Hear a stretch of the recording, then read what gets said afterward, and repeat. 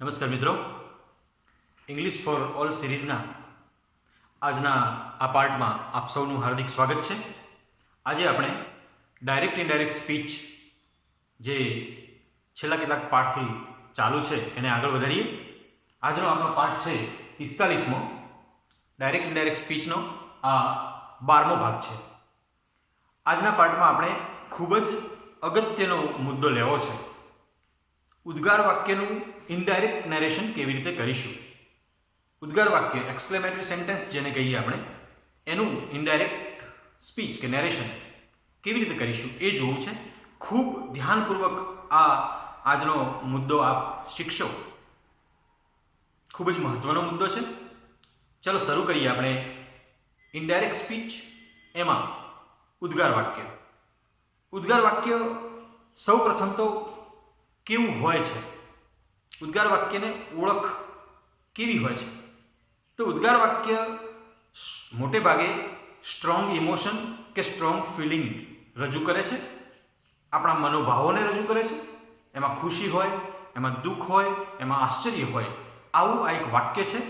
એક નિશાની છે કે એ વાક્યમાં ઉદ્ગાર ચિહ્ન આવે છે. ઉદ્ગાર ચિહ્ન આપ સારી રીતે ઓળખો છો. કોને કહેવાય ઉદ્ગાર ચિહ્ન? તો જે આવી રીતે હોય છે, આપણે જોઈએ તો આને કહે છે ઉદ્ગાર ચિહ્ન. ઊભું લીટું અને નીચે એક નાનું ટપકું હોય એ ઉદ્ગાર ચિહ્ન છે. તો આ વાક્યમાં ક્યાંક ને ક્યાંક ઉદ્ગાર ચિહ્ન આવેલું હોય. વાક્યમાં અતિશયોક્તિનો ભાવ હોય. અતિશયોક્તિ એટલે સ્ટ્રોંગ, આપણે કહીએ કે સ્ટ્રોંગ ફિલિંગ હોય, સ્ટ્રોંગ ઇમોશન હોય, ખૂબ જ આનંદની વાત હોય, ખૂબ જ દુઃખની વાત હોય. આ અતિશય જે વાત છે એ કેવી રીતે રજૂ થાય છે એ આપણે જોઈએ.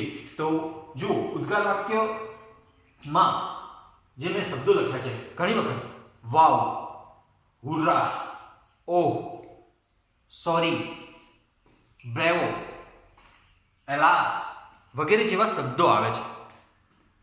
અને ઉદ્ગાર વાક્યનું સ્ટ્રક્ચર છે સેન્ટેન્સનું વોટ અને હાઉથી બને છે.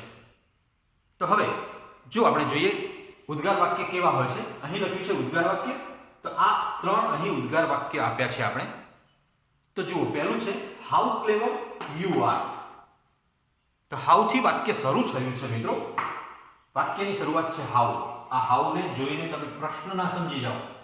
હાઉ અને વોટ એ પ્રશ્નસૂચક શબ્દો પણ છે, પણ અહીં છેલ્લે જોવાનું ઉદ્ગાર ચિહ્ન છે કે પ્રશ્નાર્થ ચિહ્ન.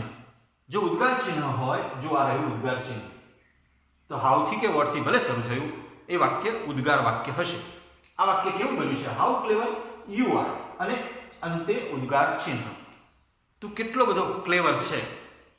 તો અહીં અતિશયોક્તિનો ભાવ છે, વખાણનો ભાવ છે કે ખુશીનો ભાવ છે. આ વાક્યને આપણે વિધાન વાક્ય બનાવવાનું થાય છે. ડાયરેક્ટ ઇનડાયરેક્ટમાં ઉદ્ગાર વાક્યનું ઇનડાયરેક્ટ કરીએ ત્યારે એને વિધાન વાક્ય બનાવવાનું થાય છે. તો આ ઉદ્ગાર વાક્યનું વિધાન વાક્ય કેવી રીતે બને? તો આપણે એ પણ અહીં સમજાવીશું. જુઓ, આ આપણું વિધાન વાક્ય તમને ખબર છે, સામાન્ય રીતે કર્તા, ક્રિયાપદ, કર્મ, અન્ય શબ્દો આવી રીતે બનતું હોય છે. કર્તામાં નામ કે સર્વનામ કર્તા સ્થાને આવતું હોય છે, પછી ક્રિયાપદ હોય, પછી આપણી પેટર્ન છે જ કર્તા, ક્રિયાપદ, કર્મ અને અન્ય શબ્દો. તો આ રીતે આપણે જઈએ તો આ વાક્યમાં કર્તા તરીકે સર્વનામ છે યુ. તો અહીં યુ એ પહેલા આવી જશે. જુઓ, યુ.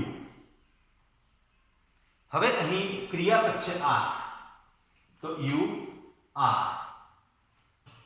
હવે હાઉ કે વોટ નીકળી જાય છે અને એની જગ્યાએ જે વધારે પડતો ભાવ બતાવવાનો છે, સ્ટ્રોંગ ફિલિંગ બતાવવાની છે, તો હાઉ કે વોટ એ ઉદ્ગાર માટે લાવેલું હતું. વિધાન વાક્ય બનાવવું હોય તો એ નીકળી જાય ત્યારે શું, એની જગ્યાએ શું વાપરવું? વેરી. You are very. અને જે એડજેક્ટિવ છે ક્લેવર, એ clever. You are very clever. આ રીતે વાક્ય બને છે વિધાન વાક્ય. વેરી હોય, આપણે જોઈએ છે વેરી, રિયલી કે લવલી, આવા શબ્દો ઘણા બધા શબ્દો છે, પણ મોટે ભાગે આપણે વેરીનો ઉપયોગ કરીએ છીએ. ક્યાંક તમે રિયલીનો ઉપયોગ કરી શકો, ક્યાંક લવલી જેવા શબ્દો પણ વાપરી શકો છો. જોઈએ આગળ બીજું વાક્ય. વોટ થી વાક્ય શરૂ થયું છે, વોટ. હવે અહીં એ ક્લેવર બોય મનુ ઇઝ અને ઉદ્ગાર ચિહ્ન. વોટથી વાક્ય શરૂ થયું, છેલ્લે આવ્યું ઉદ્ગાર ચિહ્ન, મતલબ કે ઉદ્ગાર વાક્ય છે. હવે આ વાક્યમાં એક નવી વાત છે. જુઓ તમે કે હાઉ અને વોટ ક્યાં વપરાય, કયા વાક્યમાં વાપરીએ. તો જુઓ અહીં હાઉ ક્લેવર યુ આર, અહીં what a clever boy Manu is. તો અહીં એ કે એન આર્ટિકલ આવે છે. વોટ એ ક્યાં વપરાય, તો જે વાક્યમાં નાઉન હોય. અહીં મનુ એ બોય છે, એ નામ છે. જે આર્ટિકલ લે છે, આપણે એક વચન જાતિવાચક ગણી શકાય તેવા નામ આપણે આર્ટિકલ એ અને એન અને ધ ત્રણે જોયા છે. તો અહીં જુઓ આ બોય હતું એટલે એ આવ્યું છે, આમાં કોઈ નાઉન હતું નહીં એટલે એમાં આર્ટિકલ નથી આવ્યું. તો એમાં હાઉ વપરાયું છે. આમાં આ બોય શબ્દ છે તો એની આગળ આર્ટિકલ સ્વાભાવિક છે એ આવે. બહુવચન હોય તો ન પણ આવે, પણ વોટ જ આવે. બોયઝ હોય તો વોટ તો આવે જ. What clever boys you are, એવી રીતે બને. અહીં એ આર્ટિકલ કેમ આવ્યું છે, કારણ કે બોય છે. તો બોય છે માટે અહીં વોટ આવ્યું છે. અહીં કોઈ બોય એવો શબ્દ વાપર્યો નથી માટે હાઉ આવ્યું છે. એટલે કે હાઉ વાળા વાક્યમાં નાઉન આવતું નથી. નિશાની એની સામાન્ય રીતે ગણી શકાય, કહી શકાય કે આર્ટિકલ છે કે નહીં. જુઓ આર્ટિકલ હોય તો વોટ અને આર્ટિકલ ન હોય તો હાઉ. પણ બહુવચન હોય નાઉન તો આર્ટિકલ ના પણ હોય. એટલે એકદમ થોડુંક જોઈને પછી આ નિર્ણય કરી શકાય. પરીક્ષામાં કદાચ હાઉ અને વોટની ખાલી જગ્યા આવે ત્યારની વાત છે. અત્યારે આમાં કોઈ પ્રશ્ન છે નહીં. ચલો, તો what a clever boy Manu is. તો આમાં આપણે વિધાન વાક્ય બનાવવું છે. તો કર્તા કોણ છે? નામ મનુ છે. તો અહીં મનુ પહેલા આવી ગયું, પછી ક્રિયાપદ છે ઇઝ. તો અહીં ઇઝ આવ્યું, મનુ ઇઝ. હવે આર્ટિકલ એ, જો એન હોય તો એન, એ હોય તો એ. પણ અહીં આ જ આર્ટિકલ જોવો જરૂરી નથી. મનુ ઇઝ એ વેરી, અહીં વેરીનો વ છે. આર્ટિકલ એ ક્યાં લાગે એ આપણને ખબર છે, એન ક્યાં લાગે એ આપણને ખબર છે. તો મનુ ઇઝ એ વેરી અને શું છે? ક્લેવર બોય અને ફૂલ સ્ટોપ. તો આ વાક્ય બની ગયું વિધાન. ટૂંકમાં હાઉ અને વોટ નીકળી જાય, એની જગ્યાએ વેરી, રિયલી વગેરે જેવા શબ્દો આવે છે. આપણને વિધાન વાક્ય બનાવતા કેમ આવડવું જોઈએ? કારણ કે ઇનડાયરેક્ટમાં વિધાન વાક્ય બની જાય છે માટે. તો આ જુઓ તમે, Manu is A very clever boy. આ સિમ્પલ તમને આવડે છે વાક્ય બનાવતા, પણ સેન્સ થોડીક આપણે ક્લિયર હોવી જોઈએ. હવે ઘણી વખત ટૂંકા વાક્યો આવે છે. How nice. પણ શું કોઈક વસ્તુને કહેવામાં આવે છે હાઉ નાઇસ, તો ત્યાં સર્વનામ નથી કે ક્રિયાપદ નથી. તો આપણે ત્યાં સમજવું પડે છે હાઉ નાઇસ શું હોવું જોઈએ? It is. આવું હોવું જોઈએ પણ નથી. How nice it is. તો એ આપણે વિચારવાનું છે કે વાક્ય પૂરું કેવી રીતે કરીશું. ત્યાં સર્વનામ કોણ હોઈ શકે? કોઈક વસ્તુને, એ વાક્યનો કોન્ટેક્સ્ટ તમે જુઓ તો તમને ખબર પડી જાય. તો અહીં વાક્યને પૂરું કરવું છે તો આપણે આ ઇટ એ કર્તા સ્થાને આવ્યું, આ ઇઝ એ ક્રિયાપદ છે. તો ઇટ ઇઝ વેરી, હાઉ નીકળી ગયું છે તો ઇટ ઇઝ વેરી નાઇસ. તો આ રીતે આપણે સૌપ્રથમ શીખવું પડશે કે ઉદ્ગાર વાક્ય કોને કહેવાય, કેવું હોય. વાક્ય ન હોય ઘણી વખત સીધું ઓહ, હુર્રા, વાવ આવા પણ શબ્દો હોય છે. એ પણ હોય છે, ન પણ હોય. જો ન હોય ત્યારે હાઉ અને વોટ હોય છે. એ બંને પ્રકારના આપણે વાક્ય જોઈશું. હવે જુઓ, વાક્યની અંદર વાવ, હુર્રા, ઓહ, સોરી, બ્રેવો, એલાસ વગેરે નીકળી જાય છે. એ શબ્દો ભાવ બતાવે છે. વાક્યનો ભાવ શું છે? આનંદ છે, દુઃખ છે, આશ્ચર્ય છે, પશ્ચાતાપ છે. શું છે વાક્યમાં, શું છે એનો ભાવ આ દર્શાવતા શબ્દો છે, જે શબ્દો નીકળી જાય છે ડાયરેક્ટમાંથી ઇનડાયરેક્ટમાં જતી વખતે. હવે આ જે વસ્તુ તમે જોયું આટલામાં, આ વાક્ય ઉદ્ગાર હતું, એનું વાક્ય વિધાન આવી રીતે બને છે. સિમ્પલી આવા શબ્દો નીકળી જાય છે. ટૂંકું વાક્ય હોય તો એનું આવી રીતે પૂરું વાક્ય બને છે. હવે આપણે અગાઉના પાઠ જોયા છે, એમાં જે ડાયરેક્ટમાંથી ઇનડાયરેક્ટમાં જવાના જે કોમન રૂલ્સ છે, સામાન્ય નિયમો છે કે અવતરણ ચિહ્નો નીકળી જાય, અલ્પવિરામ નીકળી જાય, વાક્યને જોડવા માટે સંયોજક વપરાય, રિપોર્ટિંગ વર્બમાં ફરક પડે. આ બધું તો છે જ, એ તો બધા જમાં આવવાનું છે. આપણે વિશેષ જે વાત કરવાની છે કે આવું વાક્ય હોય, આ પ્રકારનું વાક્ય, આજ્ઞાર્થ હોય તો શું કરવું, લેટવાળું હોય તો શું કરવું, લેટ્સવાળું હોય તો શું કરવું, પ્રશ્નાર્થ હોય તો શું કરવું, એ આપણે જુદા જુદા પાર્ટ્સમાં સમજી રહ્યા છીએ અત્યારે. ઉદ્ગાર વાક્ય હોય ત્યારે રિપોર્ટિંગ વર્બ શું વપરાય? પહેલો ચેન્જ આપણો રિપોર્ટિંગ વર્બ.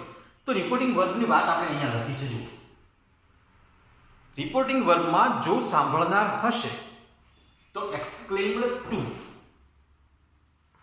અને જો સાંભળનાર નહીં હોય એનો ઉલ્લેખ હશે જ નહીં અથવા કરવો નથી આપણે ઘણીવાર ન કરીએ તો ચાલે છે, સીધે સીધું લખીએ તો પણ ચાલે છે, અથવા ઘણીવાર હોતું જ નથી, સીધે સીધું કોઈ કેમ કે છે કે હી સે, તો એમાં કોઈ સાંભળનારનો ઉલ્લેખ નથી. તો ન હોય ત્યારે એક્સક્લેમ્ડ સિમ્પલ, સીધે સીધું, એટલે કે સાંભળનાર છે તો એક્સક્લેમ્ડ ટુ, સાંભળનાર નથી તો એક્સક્લેમ્ડ. અગાઉના પાઠમાં પણ આપણે આ વાત કરી છે કે સાંભળનાર હોય ત્યારે ટુ વપરાય છે, સાંભળનાર ન હોય તો ટુ વપરાતું નથી.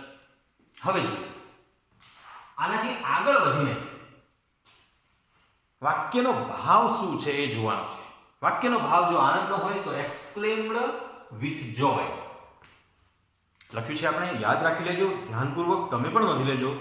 જો આનંદની વાત હોય તો એક્સક્લેમ્ડ વિથ જોય, જો દુઃખની વાત હોય તો exclaimed with sorrow, SORROW, exclaimed with sorrow.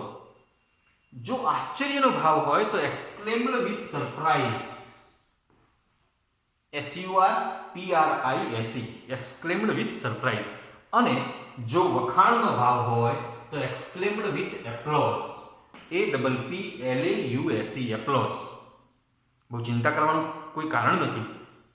આમ તો બધો જ ભાવ એક્સક્લેમમાં આવી જાય છે, એ ઉદ્ગારમાં આવી જાય છે, છતાં પણ જો તમને ખબર પડે તો આ લખવું જ જોઈએ. Exclaimed with joy, exclaimed with sorrow, exclaimed with surprise, exclaimed with applause, exclaimed with regret. વાક્યનો ભાવ કેવો છે એ જોવાનો છે કે એમાં ખુશી વ્યક્ત થઈ છે, દુઃખ વ્યક્ત થયું છે, વખાણ વ્યક્ત થયા છે, આશ્ચર્ય વ્યક્ત થયું છે, પ્રાયશ્ચિત કે પસ્તાવો વ્યક્ત થયો છે, શું વ્યક્ત થયું છે એ જો તમને ખબર પડે તો બેસ્ટ, તો એ લખવાનું છે. હવે જુઓ, આ વાત કરી રિપોર્ટિંગ વર્બની. સંયોજક શું આવે છે વાક્યમાં? ધેટ. સંયોજક આવે છે ધેટ. ચલો ઓવરઓલ સમજીએ તો ઉદ્ગાર વાક્યનું ઇનડાયરેક્ટ નેરેશન આપણે જ્યારે કરવાનું થશે ત્યારે સૌપ્રથમ રિપોર્ટિંગ વર્બ એક્સક્લેમ્ડ ટુ અથવા એક્સક્લેમ્ડ. સાંભળનાર હશે તો એક્સક્લેમ્ડ ટુ, સાંભળનાર નહીં હોય તો એક્સક્લેમ્ડ એકલું. સાથે સાથે વાક્યનો ભાવ આપણને સમજાય ત્યારે exclaimed with joy, exclaimed with sorrow, exclaimed with surprise, exclaimed with અહીં આપણે જે લખ્યા છે એપ્લોઝ વગેરે જેવા શબ્દો આપણે વાપરીશું. ત્યારબાદ સંયોજક ધેટ. હવે કથન પોતે શું છે એ જોવાનું છે. એમાં વાક્ય કેવી રીતે પરિવર્તિત થાય છે? તો એમાં વિધાન વાક્ય હશે. આપણે અહીં પણ ઉદાહરણ આપ્યા છે અને અહીં પણ ઉદાહરણ આપ્યા છે. તો જો હાઉ અને વોટથી વાક્ય શરૂ થયેલું હશે ત્યારે એને આપણે વિધાન વાક્ય બનાવવું પડશે. તો હાઉ અને વોટ નીકળી જશે અને એની જગ્યાએ આપણે વેરી કે રિયલી જેવા શબ્દોનો ઉપયોગ કરીશું અને વાક્ય વિધાન બનાવીશું. આવી રીતે આ અહીં બનાવ્યા છે એવી રીતે સિમ્પલી કર્તા, ક્રિયાપદ, કર્મ, અન્ય શબ્દો. તો એવી રીતે આપણે વિધાન વાક્ય બનાવીશું. કાળનો ફેરફાર જે થાય છે એ થવાનો જ છે, જે અગાઉના પાઠમાં આપણે જોયું છે. હવે મુખ્ય બાબત વિધાન વાક્ય બની જાય અને ઉદ્ગાર ચિહ્ન નીકળી જાય.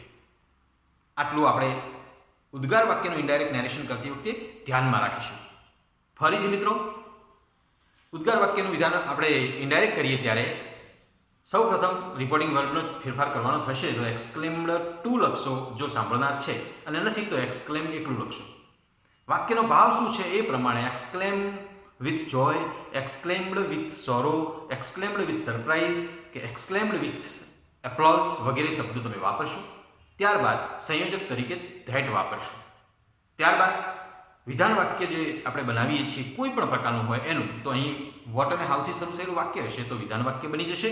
તો એ આવી રીતે બનશે, હાઉ અને વોટ નીકળી જશે અને વેરીનો ઉપયોગ થશે, ઉદ્ગાર ચિહ્ન પણ નીકળી જશે.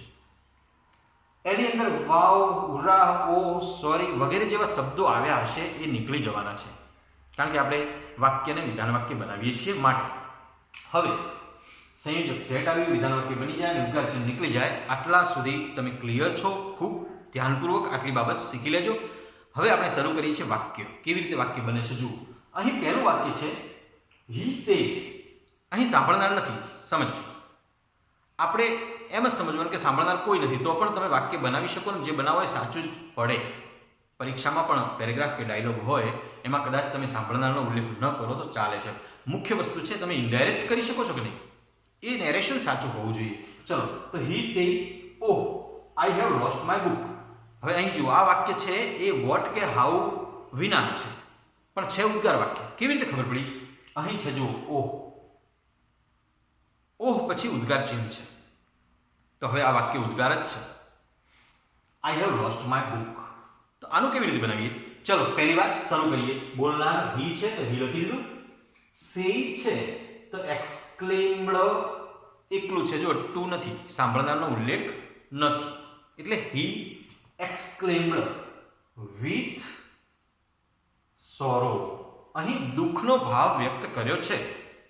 એને એની બુક ખોવાઈ ગઈ છે તો એને એનો દુઃખનો ભાવ વ્યક્ત કર્યો છે કે અરે મારી બુક ખોવાઈ ગઈ. તો હવે એ દુઃખનો ભાવ વ્યક્ત કરે છે તો શું આવ્યું? સોરો. આપણે અહીં લખ્યું છે દુઃખ હોય તો સોરો. તો જુઓ, હી બોલનાર છે, એક્સક્લેમ્ડ એ રિપોર્ટિંગ વર્બ સેડની જગ્યાએ આપણે કર્યું, અને વધારાનું એમાં શું લાવે? With sorrow. Exclaimed with sorrow. હવે જે વાત છે એ ધેટ એ સંયોજક છે. ધેટ એ સંયોજક છે. હવે જુઓ, આ ધેટ પછી આ વાક્ય છે આઈ હેવ લોસ્ટ માય બુક, જેનું ઇનડાયરેક્ટ આપણે વિધાન વાક્યનું કેવી રીતે બનાવીએ છીએ એમ જ બનાવવાનું થશે, કારણ કે અહીં ઉદ્ગાર વાક્ય હાઉ અને વોટ વાળું નથી, આ તો વિધાન આપેલું જ છે. તો એટલું આપણા માટે સરળ છે. તો અહીં ઓહ નીકળી ગયું. જુઓ કેમ? કારણ કે આપણે એક્સક્લેમ્ડ વિથ સોરો લખી દીધું, તો ઓહનો ભાવ ઓટોમેટિક આવી ગયો. તો હવે જુઓ, આઈ છે પહેલો પુરુષ એટલે બોલનાર મુજબ જાય. બોલનાર કોણ છે? હી. તો એનો આ આઈ કર્તા વિભક્તિ છે, તો હીની કર્તા વિભક્તિ હી પોતે, તો અહીં હી લખ્યું છે. ચલો, હેવ નું આપણે ઇનડાયરેક્ટ કરીએ ત્યારે હેડ થાય છે. આપ સૌ જાણો છો, અગાઉના પાઠ જોયા છે. તો હી હેડ. આઈ હેવ નું કરી નાખ્યું છે હી હેડ લોસ્ટ. એ એમનું એમ રહ્યું, લોસ્ટ. હી હેડ લોસ્ટ. પૂર્ણ વર્તમાન કાળનું પૂર્ણ ભૂતકાળ કરવાનું થયું, બસ સિમ્પલ છે. તો બંનેમાં ભૂતકૃદંત આવે છે. લોસ્ટ એ પોતે ભૂતકૃદંત જ છે, એટલે એમાં ચેન્જ નથી. ચલો, માય આ સર્વનામ છે. માય એટલે પ્રથમ પુરુષ, બોલનાર મુજબ જાય. બોલનાર હી છે તો માય એટલે મારું. કઈ વિભક્તિ થઈ? સંબંધ વિભક્તિ. તો હીની સંબંધ વિભક્તિ હીઝ, તો એ છે હીઝ બુક, અને વાક્ય પૂરું થયું. સમજ પડી મિત્રો? ચલો બીજું એક વાક્ય જોઈએ તો ખૂબ સરળતાથી આપ સમજી જશો. બીજું વાક્ય જુઓ, ધે સે. બોલનાર છે ધે સે, આમાં પણ સાંભળનાર છે નહીં. સમજો, અહીં હુર્રા શું છે? હુર્રા. જોય ખુશી, આનંદની વાત છે. Hurrah. We have won the match, આપણે મેચ જીતી ગયા. હવે જો, દે બોલનાર છે દે, રિપોર્ટિંગ વર્બ છે એક્સક્લેમ્ડ. ધે એક્સક્લેમ્ડ, સાંભળનાર નથી એટલે આપણે ટુ નો ઉપયોગ કરતા નથી. They exclaimed with joy. Joy, joy ખુશી, આનંદ વ્યક્ત કરતો શબ્દ છે. તો ધે એક્સક્લેમ્ડ વિથ જોય, સંયોજક છે ધેટ.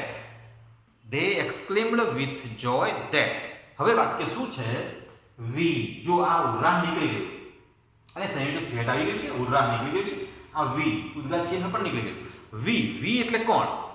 પહેલો પુરુષ, બોલનાર મુજબ જાય. બોલનાર કોણ છે? દે, તેઓ છે. વી પણ કર્તા વિભક્તિ છે, તો તેની કર્તા વિભક્તિ દે પોતે, તો દે.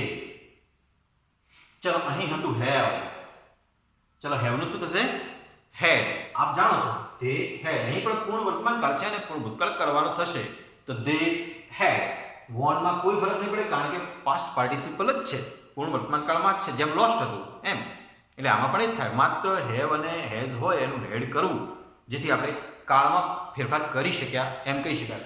તો they had von the match અને ફૂલ સ્ટોપ ધ મેચ માં કોઈ ફરક પડતો નથી. તો મિત્રો આપ સમજી ગયા કે આમાં વોટ અને હાઉ છે નહીં.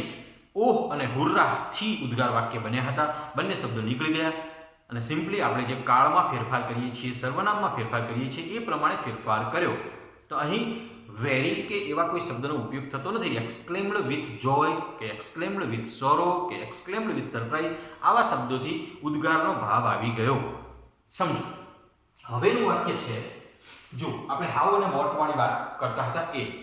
હવેનું વાક્ય જુઓ તમે ધ્યાનથી. She says to Raj. She said to Raj, અહીં સાંભળનાર છે. હવે જો શું કર્યું છે, વાક્ય કેવું છે, હાઉ ક્લેવર યુ આર, આ વાક્ય જ હતું, એ જ લીધું છે, હાઉ ક્લેવર યુ આર. તો અહીં આપણે ઇનડાયરેક્ટ કરીશું ત્યારે બોલનાર શી છે આવી ગયું. સેડ ટુ રાજ, એનું જુઓ એક્સક્લેમ્ડ ટુ રાજ કર્યું છે. એક્સક્લેમ્ડ ટુ, કેમ ટુ આવ્યું, કારણ કે સાંભળનારનો ઉલ્લેખ કરવો છે માટે.